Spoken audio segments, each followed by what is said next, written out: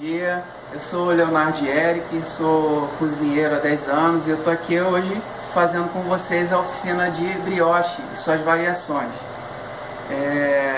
O brioche é uma receita francesa, originária da Normandia, precisamente, e ela hoje é uma receita muito apreciada na França e todo mundo, né, pelo seu sabor, pela sua riqueza.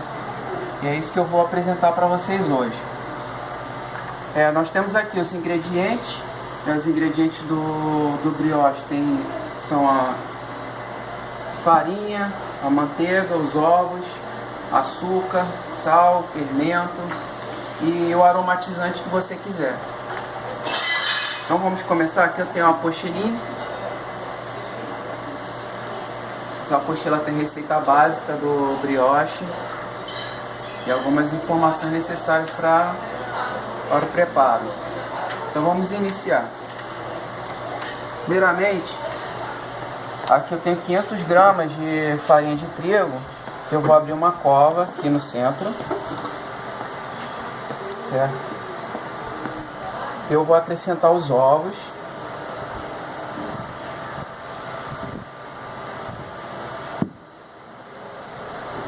O açúcar Esse açúcar comum? Esse é o açúcar comum. Você pode substituir esse açúcar por um açúcar orgânico, um demerara, por exemplo. E aqui eu tenho o sal. Esse aí é aquele sal marinho, qualquer coisa assim, mas esse aqui é o sal no caso eu estou usando sal do Himalaia. Tá. E aqui eu tenho o fermento que eu vou colocar do outro lado. Uma observação sobre o fermento. Esse aqui é o fermento biológico seco. Você pode substituir ele pelo fermento biológico úmido, né? O fermento fresco. E aí, nesse caso, o que você usaria? Aqui eu estou usando 10 gramas de fermento biológico seco. Você pode substituir pelo fresco, só que aumentando a gramatura de 10 para 20. É sempre o dobro, né, no caso do fresco. E aí eu vou começar a misturar. Essa massa ela não tem muito mistério. Ela só requer um pouco mais de tempo para o preparo. E tem essa coisa de mexer só para um lado ou... Não. O importante é você incorporar bem os ingredientes. Essa não é uma massa que você precisa bater demais para poder alcançar o objetivo. Se não tiver vamos chamar de espátula, esse que você está usando, ele pode ser com a mão? O ideal é que você use essa espátula. Por quê? Esse tipo de espátula, ela consegue agarrar aqui as laterais do bowl, da sua tigela. Ela carrega todo o material que está nela, entendeu? E aí você aproveita todos os ingredientes. Agora eu vou acrescentando aos poucos o leite. Aqui eu tenho 200 gramas de leite. E aí até ela ficar toda homogênea? Ela tem que ficar homogênea. No início ela fica bem pegajosa, é assim mesmo.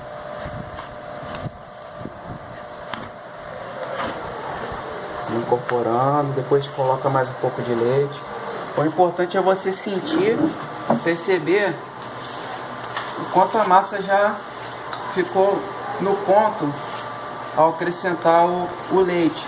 Pode ser que às vezes você precise de menos leite para ser suficiente.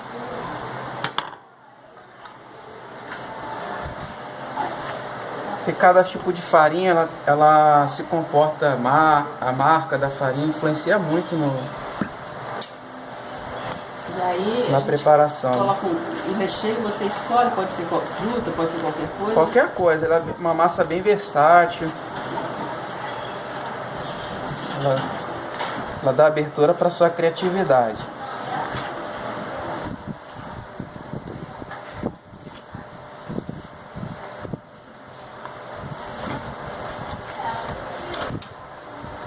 medida que tem aqui nesse folheto, qual a quantidade de farinha de trigo usa? 1000 gramas, é 1 quilo de farinha, né? E, qual a quantidade? Que depois você fez assim, você enrola, eu acho que você enrola, né? Ah, sim, depois que a massa está pronta, ela vai descansar, ela vai fermentar. É o que eu chamo de primeira fermentação. Aí ela vai dobrar de volume, e aí eu vou mostrar para vocês como é que funciona. Ah, então não é um tipo de coisa que você faz e fica pronto na hora, não?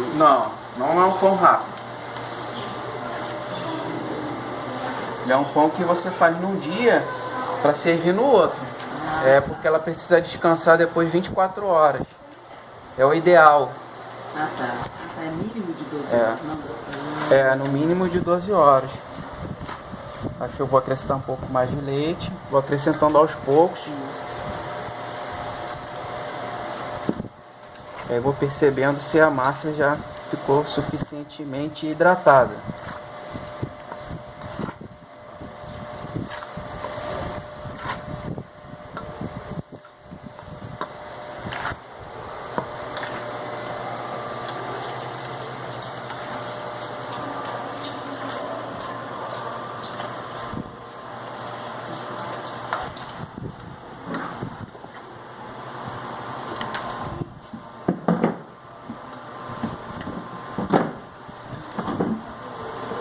Ela já está tomando corpo, ó.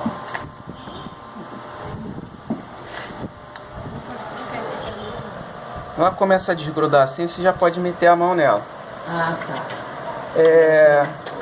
Algumas coisas que eu gostaria de falar sobre o pão em geral é que a gente vê muitas receitas assim, onde as pessoas falam, tem que usar leite morno, tem que usar para acelerar, porque às vezes a gente quer fazer um pão rápido a água morna, ela faz com que a levedura ela consiga agir mais rápido. Em contrapartida, você vai perdendo o sabor. Por quê? O pão vai ficar com um gosto excessivo de levedura. Não vai ficar um pão que você vai perceber os outros sabores. Ele perde o sabor. Você alterou o processo do... Exatamente, você acelerou e aí você perde em sabor. Entendeu? O importante é que o pão, ele precisa de tempo. Ele não pode ser uma preparação para uma pessoa apressada, né? O pão ele necessita de tempo. Então você faz um pão comum que não tem nada disso, que sai na hora, né? Exatamente. Existem pães rápidos, né? Mas alguns pães eles precisam mesmo desse tempo para adquirir mais sabor, ficar uma massa muito mais gostosa. Que é o caso do brioche. Quer fazer brioche? Quem quiser fazer brioche, faz. Isso.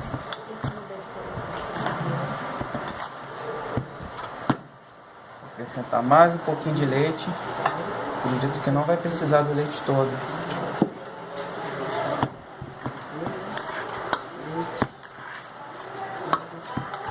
Nessa apostilinha eu falo um pouco sobre isso nas observações e tudo.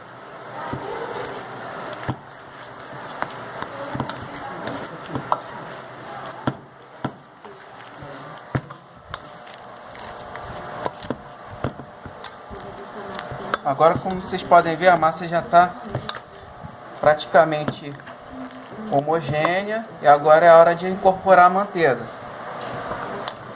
Essa receita você aprendeu no Aprazível? Não, essa receita toda a parte de pão, essas preparações foi de autodidática, né?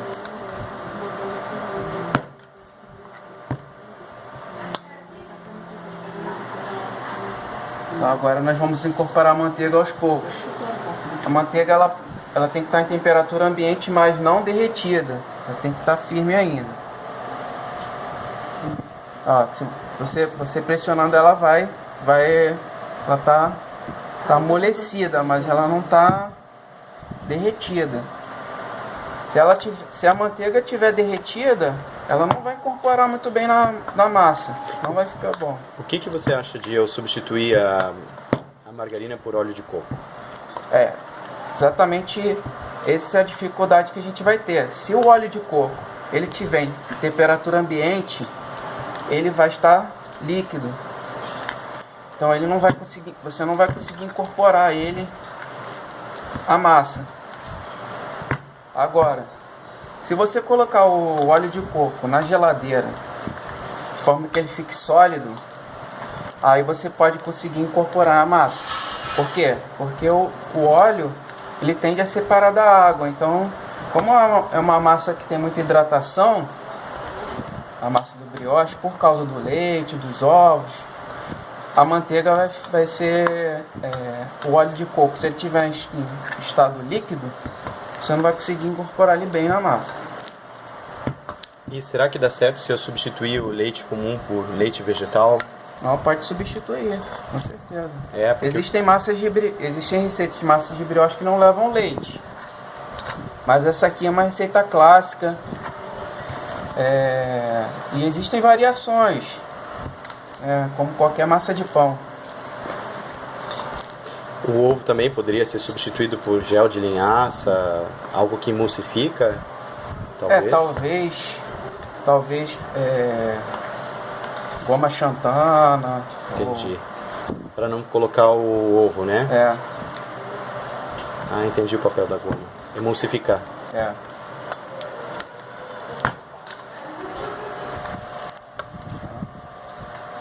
Essa parte demora um pouquinho, agora a gente pode usar as mãos mesmo. Não precisa ficar acrescentando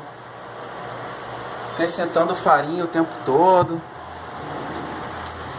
Essa massa é assim mesmo, ela fica um pouco melequenta no início. Aí você pode fazer esse movimento aqui para incorporar. Essa massa não é uma massa que você precisa ficar batendo, dando surra nela, como muitas massas não tem essa necessidade. O importante do pão, de qualquer pão, é o tempo.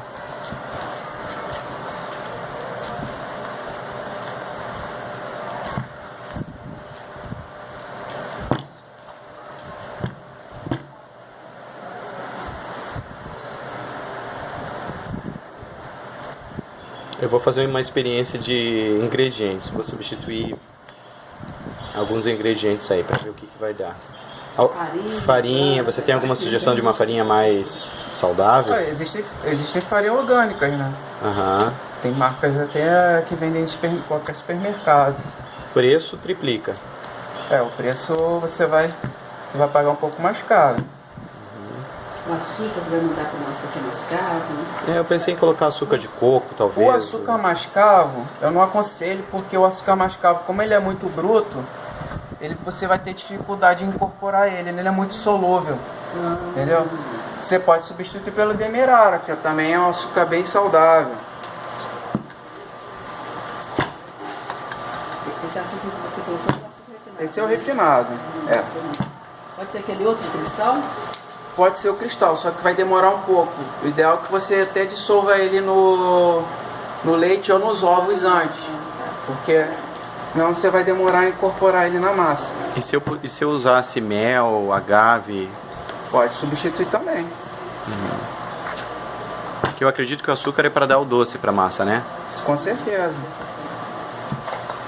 Um agave ele já fica... Se não colocar açúcar? Não coloca. Se você o ideal é que você tenha um pouco de açúcar. Um princípio que eu acredito em qualquer receita culinária é que toda receita que é salgada, ela precisa levar um pouquinho de açúcar. E uma receita doce, um pouquinho de sal. Toda. Assim, porque se para fazer uma massa sem ser a massa precisar de ser doce, porque o recheio for uma coisa já doce, aí não precisa da massa ser doce, entendeu? Exatamente. Você pode sim. Posso colocar bem menos açúcar. E aí seu recheio vai ser doce. Você tem que ter um mínimo de açúcar até para... Porque como essa massa ela leva manteiga, leva ovos, e você precisa ter um pouco de açúcar para ajudar no próprio crescimento dela, porque a levedura precisa de alimento para crescer.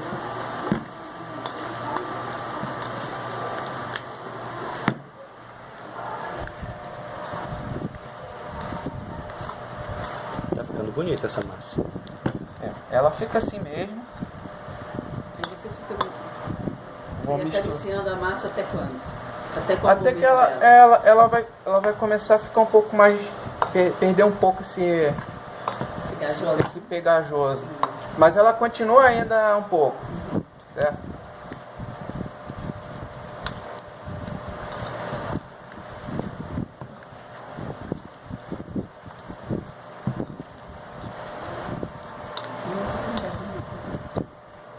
Você faz bastante pão em casa?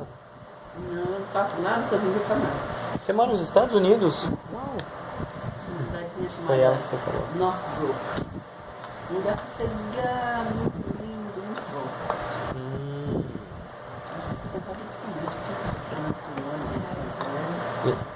Cheguei terça-feira, estou lá na casa da mamãe, da Luzinha, já vim pra casa visitar tênis, e meu sobrinho. Bem demais, né? Pronto.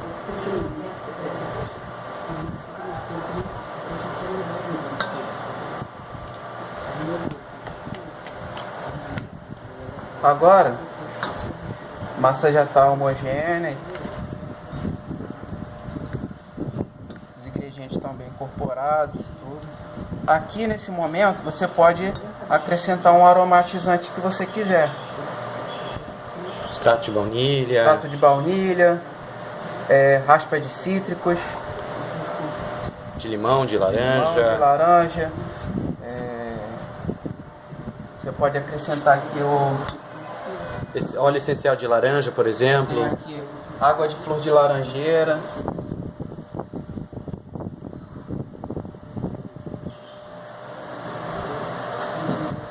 Se quiser acrescentar também coisas bem brasileiras, tem aqui vou mostrar para vocês.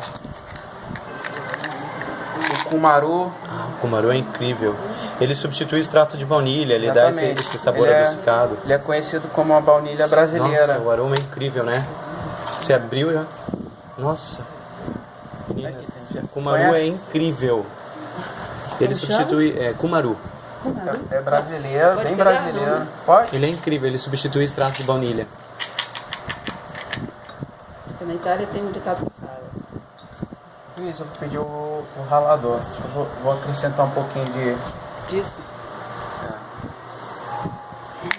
É cheiroso. Ele é adocicado. Luiz, você abre um outro recipiente? Grande? Pode ser desse tamanho aqui, mais ou menos. Só pra eu Ele é passar. adocicado, né? Não coloquei a língua dele não, tá? Hã? Eu não coloquei a língua dele, tirei um pedacinho. Pode pegar. Como ele chama mesmo? Cumaru, ou fava tonka. Aqui é conhecido como cumaru. É o nome indígena, né? Olha que bonitinho. Cumaru. Cumaru. E aí você usa ele ralado, Hoje em dia ele é bem empregado, ele é engraçado, ele é mais empregado na culinária lá fora, na Europa, do que até aqui no Brasil. Agora que a gente está descobrindo esse... Ele é nosso, né? Ele é nosso, mas ele é mais utilizado na Europa, por exemplo, do que aqui. Mas eu tenho a impressão de que no Brasil a gente usa muito sal e alho. Né? Isso, na E lá comida. fora eles não usam tanto alho, eles normalmente não usam sal, eles usam todas essas outras coisas, todas essas outras folhinhas e Temperos. esses temperos, né, assim, só folhinhas, essas coisas, para dar o sabor, não usam quase nada de sal. Cada cultura tem sua particularidade, né? Aqui é pimenta, sal, A alho. França também, os temperos são mais sutis, não são assim tão pungentes como a gente faz aqui, né? Mineiro gosta de usar muito alho, né? Ah, mas eu adoro alho. Né? Também Cheirinho adoro. é bom demais. E fora que alho é um bem danado. Eu tive um namorado americano numa época que ele comia, por exemplo, se ele cortava, era impressionante isso. Eu não sabia dessa qualidade, da propriedade do alho. Ele mexia com pedras preciosas. Aí ele cortou, foi uma cortada funda e grande. Aí nós fomos, eu falei assim, nós temos que ir agora no mercado. A gente estava andando, lavou bem o lugar, foi no mercado, comprou 3 cabeças de alho. Sentamos numa lanchonete, ele pediu 2 copos, um copo grande de vitamina, de frutas. Ele comeu os alhos. Comeu 3 cabeças. No outro dia estava cicatrizado. Caramba, Mas impressionante, né? ele suando, saía, cheirava alho. Assim, ele cheirava alho o dia inteiro, dormia, suava, cheirava alho. Mas no outro dia eu fiquei assim. Eu acreditei porque eu estava do lado e vi. Aí eu não sabia nessa propriedade de cicatrização, assim, e O alimento é um piscar dos olhos, praticamente. Foi impressionante. Então, no Mad Max. Aí eu vou acrescentar aqui na massa um pouquinho do cumarô. O cumarô também ele é usado como medicinal. Tem utilidade medicinal também. Tá voando tudo e não tá indo bem. Bem raladinho aqui. Aqui você pode usar a sua criatividade. Pode botar umas pés de cítrico, pode botar aquele que eu mostrei, água de flor de laranjeira. O cheiro dele é muito bom, né? O cheiro é bom demais, o cumarô é incrível. Eu não conhecia. Lá no Terapia a gente substituiu o extrato de baunilha pelo cumarô. Fava de baunilha.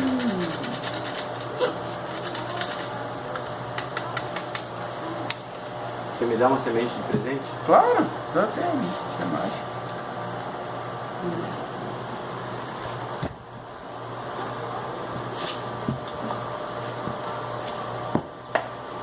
Aí, ó, vou só dar uma incorporada aqui na especiaria. Eu vou passar para uma outra. Você usou praticamente um pouco menos da metade do cumarô, né? Você pode usar uma inteira sem problema. Aí vai do seu paladar, né? É a gosto.